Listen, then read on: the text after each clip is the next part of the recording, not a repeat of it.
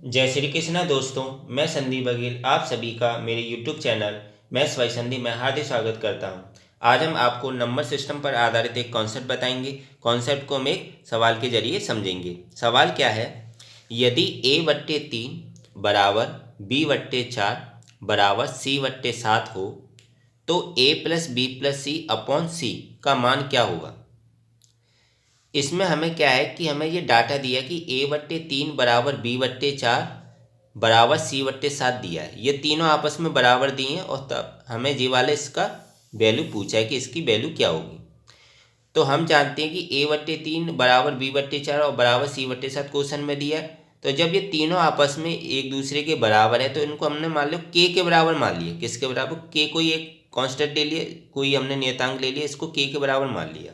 तो a/3 भी k के बराबर हो जाएगा, b/4 भी k के बराबर हो जाएगा और c/7 भी k के बराबर हो जाएगा। तो पहले हमने a/3 को k के बराबर लिया। तो a/3 जब k के बराबर है तो a बराबर क्या हो जाएगा, इस 3 का k में गुणा हो जाएगा तो a बराबर हो जाएगा 3k। तो a की वैल्यू क्या आ गई, 3k आ गई।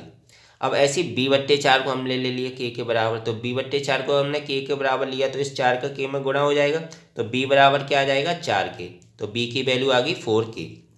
अब c/7 को हमने k के बराबर ले लिया तो c/7 बराबर k लिखा और 7 का k में गुणा किया तो c बराबर क्या आ गया, 7k। c बराबर क्या आ गया आपका, 7k। तो a की वैल्यू आपको पता चली 3k है, b की वैल्यू 4k और c की वैल्यू 7k है। इनके बराबर मान लिया हमने। अब हमें किसका मान निकालना है, a + b + c upon c। तो a + b + c upon c का मान निकालना है। इसमें a b c की वैल्यू पुटअप करेंगे। a बराबर हमारा कितना है, 3k, तो 3k लिख दिया। b बराबर हमारा 4k है तो 4k लिख दिया और c बराबर हमारा क्या है, 7k, 7k लिख दिया। और नीचे c है तो इधर नीचे भी c की वैल्यू 7k रख दी। 3k, 4k और 7k, इन तीनों को आपस में जोड़ेंगे तो 3 और 4 7 और 7 और 7 14, तो 14k हो जाएगा। और नीचे 7k है ही, k से k कट जाएगा। अब बचा क्या, 14/7। तो 7 से 14 कितनी में कट जाएगा, 2। तो इसकी वैल्यू कितनी आ गई, 2।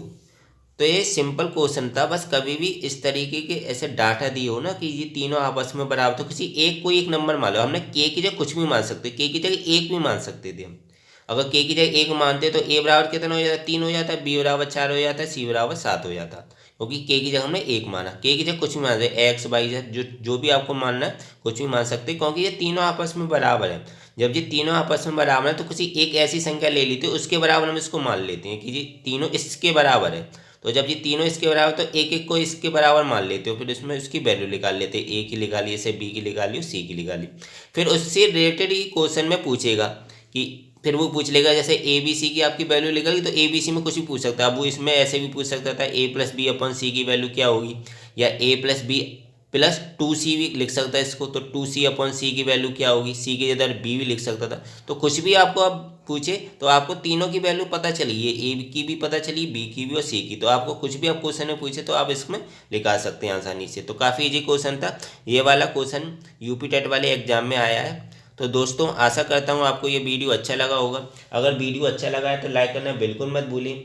शेयर करें ज़्यादा से ज़्यादा फ्रेंड्स फैमिली मेम्बर्स के साथ। और अभी तक अगर आप चैनल को नहीं सब्सक्राइब किए हों तो चैनल को ज़रूर सब्सक्राइब करें। बेल आइकॉन दबा के ऑल नोटिफिकेशन में रखिएगा। इससे क्या होगा कि जब भी मैं वीडियो डालूंगा आपको इस वीडियो का नोटिफिकेशन मिल जाया करेगा और आप इस वीडियो को देख लिया करेंगे। मिलता हूँ नेक्स्ट वीडियो में दोस्तों। Thank you so much.